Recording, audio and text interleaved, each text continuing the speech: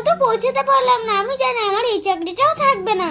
চারিদিকে যা বৃষ্টি শুরু হয়েছে, বৃষ্টির জন্য কোথাও বেরোতে পারছি না, যার জন্য অনলাইনে একটা ছাতা অর্ডার করলাম, সেটাও টাইম মতো এসে পৌঁছালো না।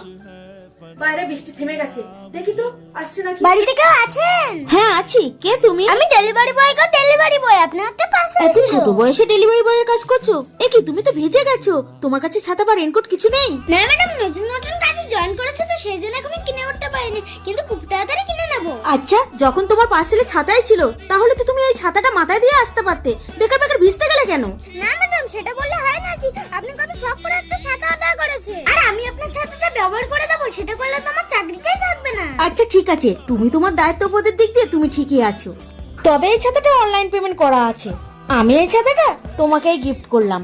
তবে হ্যাঁ, তুমি খারাপ ভেবো না, আমি কিন্তু তোমাকে ভালোবেসেই দিয়েছি, আমার থেকে এটার প্রয়োজন তোমার বেশি।